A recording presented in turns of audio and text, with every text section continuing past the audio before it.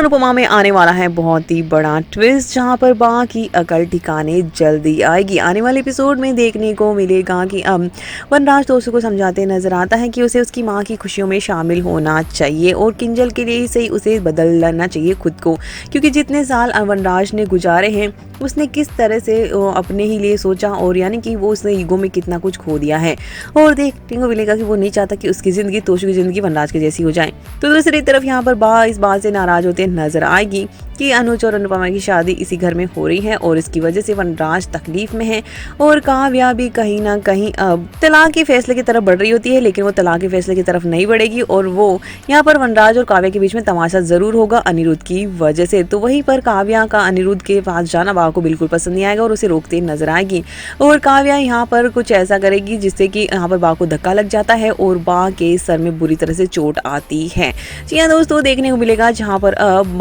यहाँ पर अनुपमा बा को संभालते नजर आती है, लेकिन फिर भी बा को चोट लग जाती है और अनुपमा भड़कते हुए काव्या को जोरदार थप्पड़ मार देती है। तो तमाशा तो काफी कुछ होने वाला है। तो वहीं बा को समझ आ जाएगा कि अनुपमा कितनी सही है, उसके साथ कितना कुछ बा ने गलत किया है, फिर भी वो उसका साथ दे रही है और किस तरह से पूरे परिवार को संभालने की कोशिश भी कर रही है। तो वहीं देखने को मिलेगा कि अब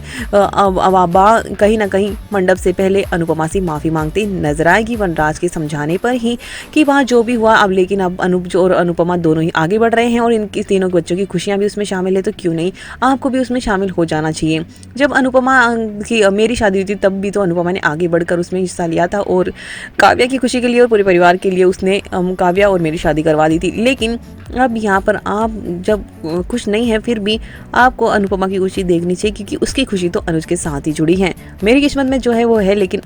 आपको उसकी खुशी में शामिल होकर ये गिल्ट तो दूर कर ही देना चाहिए, क्योंकि आपसे आपके आशीर्वाद के बिना उसकी शादी सच में अधूरी रह जाएगी। दूसरी तरफ देखने को मिलने वाला है कि ये सब कुछ करके वनराज एक गुड लिस्ट में आना चाहता है और दूसरी तरफ यहाँ पर काव्या से बेवकूफ बनाएगी अनिरुद्ध के साथ में अपना बिजनेस ज्वाइन करके, यानी अपने बिजनेस आइडिया पर काम करवा के, तो दूसरी तरफ वनराज से दूर होती चली जाएगी। तो देखना होगा कि अब वनराज और काव्या का रिश्ता कौन सा नया मोड़ लेता है। तो दूसरी तरफ बा किस तरह से अनुपमा से माफी मांगती है और अनुपमा को आशीर्वाद के तौर